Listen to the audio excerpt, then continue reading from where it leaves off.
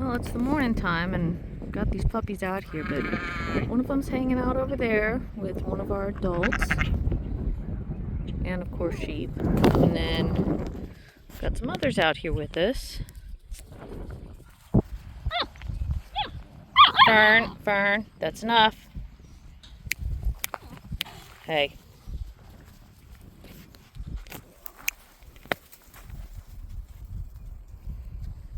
I still have to give her butt swats every now and then. She's still a puppy. Fern, hey.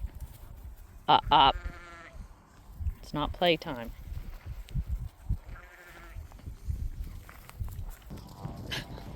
Look at Esther. That's a cow patty.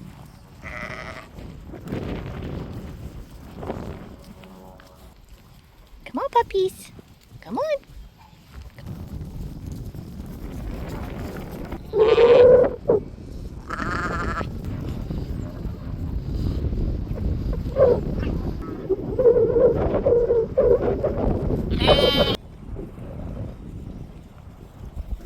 That's one of the mixed puppies.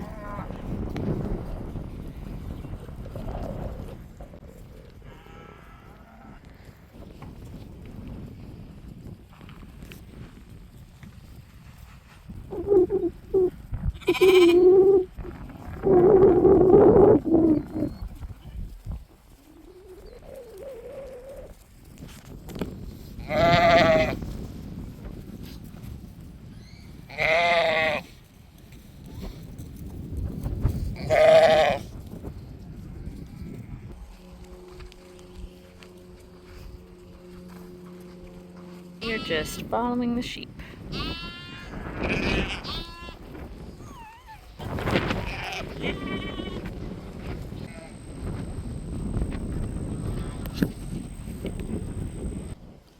Hi, Jeff.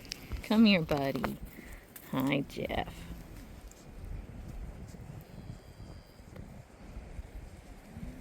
Oh, yeah, that feels good.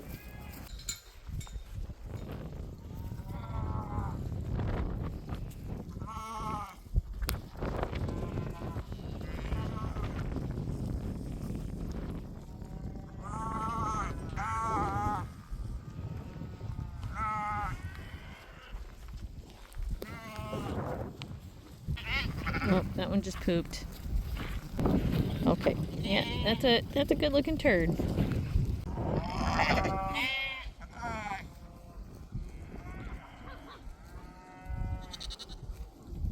Look at little blue boy.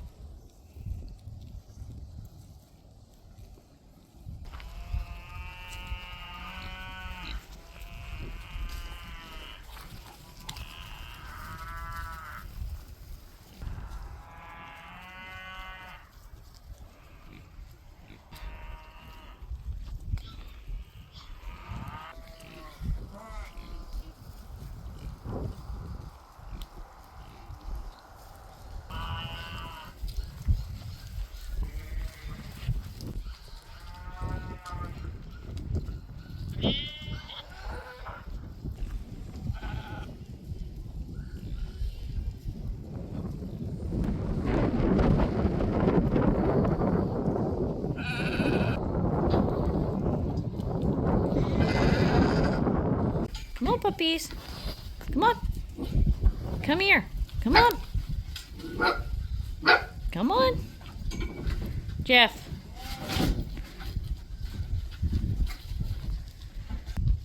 Puppies. Come on. Come on.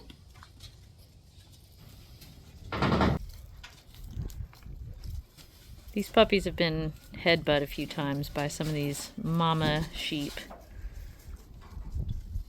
But that's okay. It's okay if they get headbutt. It's all part of the learning process. They have to learn discipline from their livestock.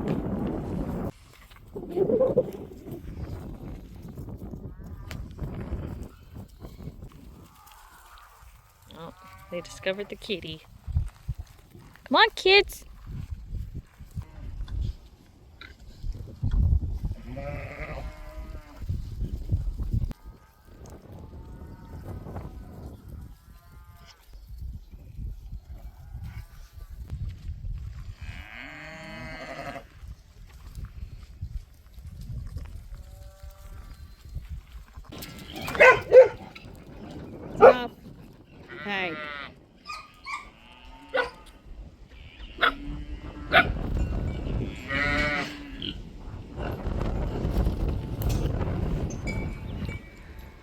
was Luann barking at Biscuit for getting too close to her puppies.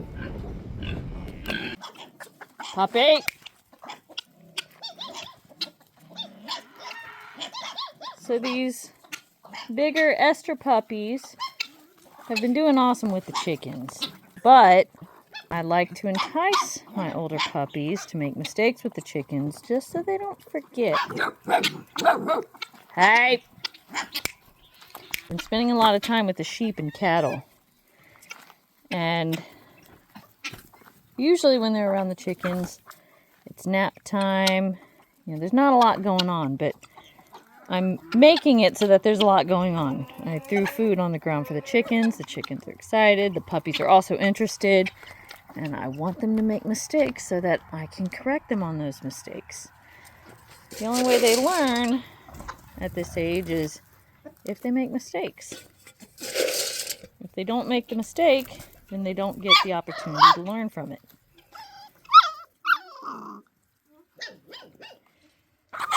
As a breeder, and more so as a trainer, that's my job, is to entice them to make mistakes. And then I can correct the mistakes. Puppies, come on. I mean, the first course of action, anytime you have a dog that's doing something wrong, set them up for failure. Set them up to make the mistake. But you have to make sure that you're there when you set them up to make the mistake so that you can correct them with that mistake. Hey! That older puppy was being too intense with the younger one. You know better than that. Come on. By the way, I expect that when I've got puppies that are similar in age, but there's a stagger in their age. I mean, the bigger ones are obviously going to bully the little ones just because they can. And so I've got to teach them that's not okay. But so far, it really hasn't been too big of a thing. That's the first time I've seen it, in fact. Hey!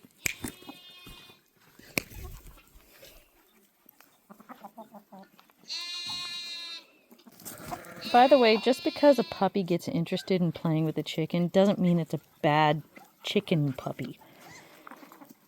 They all have to learn that lesson. They all have to make the mistake. They all have to get a butt swat. Hey! Too much, too intense. Hey!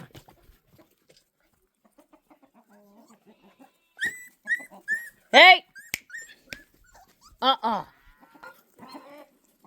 Hey!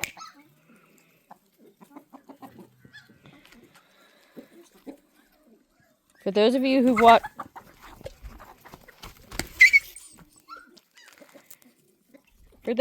have watched my videos for a long time, you all know that I snap. That's the way I teach these puppies that they're doing something wrong. Of course, I use a gruff-sounding voice to tell them that I'm not pleased with what they're doing, but they get a butt swat, and then they get a snap. Carry that forward when you get your puppy. If they're doing something they're not supposed to, snap and gripe at them. If your snapper doesn't work too well, clap instead. That works just fine. You got kicked because you were crowding my feet. Nope. Yep. That's one of the mixed puppies.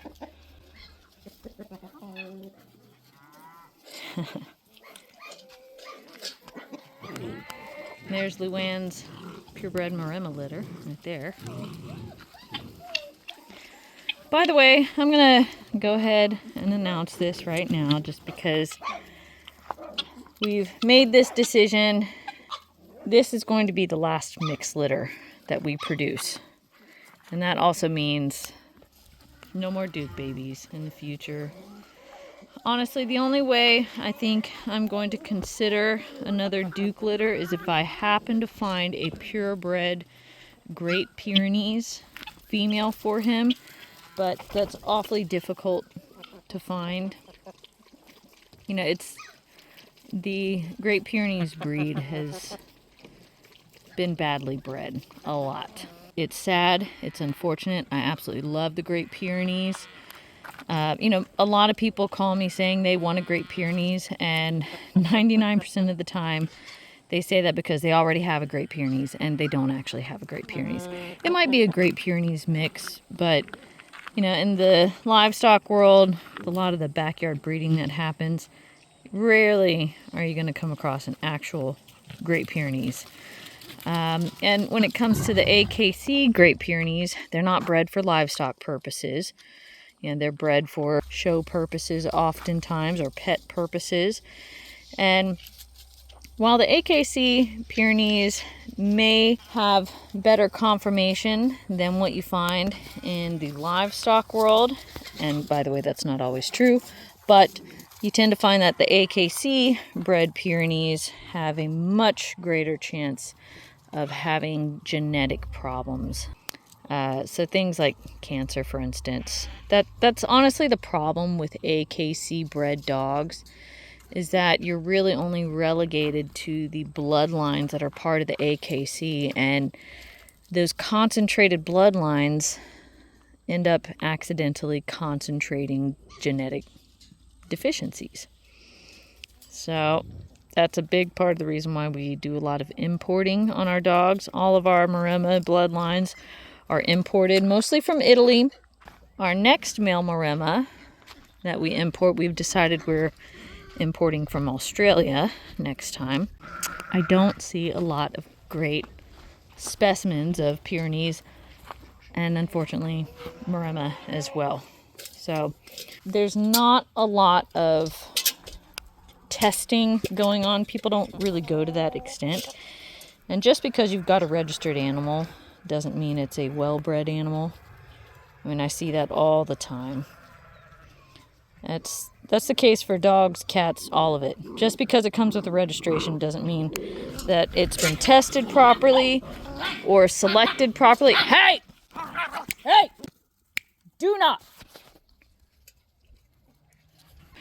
Registration or not, you need information on a dog that's been bred to make sure that it's bred in a healthy way. So you're getting healthy genetics, and then also being bred for performance. So selectively bred for its abilities as well. Look at that little mixed puppy right there in the middle. And it is sad, you know, in the livestock world, there is a lot of quote, quote, backyard breeding. And by the way, let's define backyard breeding.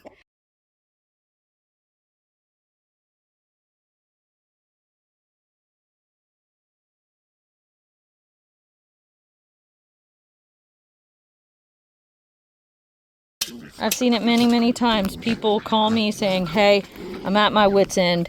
I've bought 4 or 5 different livestock guardian puppies from people on the internet, and I keep getting these duds. These dogs that are not good guardians. They don't do what they're supposed to do. Hey, they eat my chickens, they kill my lambs, you know, all kinds of stuff. Or, you know, people trying to do the right thing and getting themselves a livestock guardian from a rescue. And I understand rescues. Absolutely, you know, when it makes sense, rescue a dog. However, here's the sad thing. When it comes to a livestock guardian dog, a good livestock guardian is like gold. Nobody who has an amazing livestock guardian is going to get rid of that dog. You're not going to find that kind of dog in a shelter. Doesn't mean it won't happen, but the ones that end up in a shelter are the defunct livestock guardian dogs. Just understand, you might get a chicken killer. You might get a lamb killer. Or you might get a dog who just roams. Doesn't stick with the animals and takes off all the time. Now, in general, you do have to remember that with livestock guardian dogs, they don't understand fence lines. So like barbed wire, that's not a fence as far as these dogs are concerned. So they will extend. So a livestock guardian will extend their territory if it's easy for them to do that. But when it comes to a livestock guardian just simply abandoning their animals altogether, I mean, yeah, that's a defunct livestock guardian. Look at these little mixed puppies. Oh, they're so stinking cute. Look at that little curly tail. When it comes to the mixed puppies, some of them do have dew claws. It's always kind of a mixed bag of whether they have dew claws or don't have dew claws. You know, and sometimes they'll get a double dew claw, like the Great Pyrenees. Sometimes they get a single dew claw. And then sometimes they get no dew claw, like the Maremma. Hi, can I see dew claws? Yeah, you got double dew claws. I can see them. So some of these puppies don't have dew claws. I did notice a couple that have one. You've got one dew claw. I just saw it. You've got a dew claw, one single dew claw. I can see it. Where is it? Let me see it. Can I see your dew claw? Can I see it? Come here. Let's look. Oh, there's the dew claw. I see it. I got one dew claw on each foot. So do you. I saw your dew claw. So the double dew claw, that's a Great Pyrenees thing. Now when it comes to Maremmas, technically Maremmas can end up with dew claws as well. I avoid bringing dew claws into my breeding program, and it's just because there's a lot of fake Maremmas out there. So what people will do is they will cross an Akbash with a Great Pyrenees, and it'll look a lot like a Maremma. But Great Pyrenees, as well as the Akbash, you know, they've got the dew claws. And so you'll get what seems to be a Maremma, has the dew claws, but it is not a Maremma. And I'll tell you right now, I'm not a fan of the Akbash. I barely qualify as a livestock guardian. I had a customer who bought a couple puppies from me, and they had Akbash, and they were frustrated. And the way they described it was so correct. They said that the Akbash think that the sheep are dogs, whereas my puppies think that they are sheep. And that's a better mindset. It's a better mindset for a dog to believe that they're one of the sheep as opposed to believing that the sheep are one of the dogs. You don't want a dog to treat sheep like dogs. It's going to be rough on those sheep.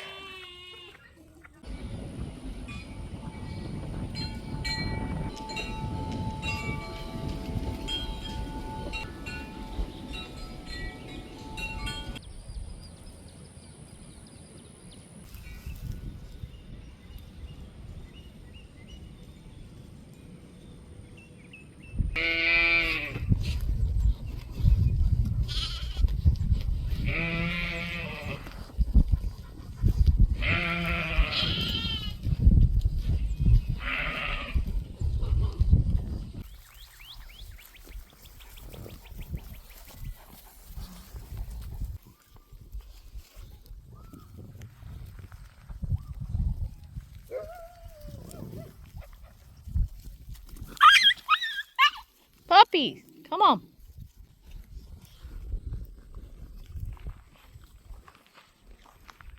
Hi, Bobby Joe.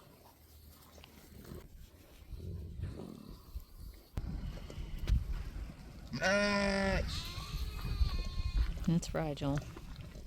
Corncob and his babies. You're such a sweet daddy.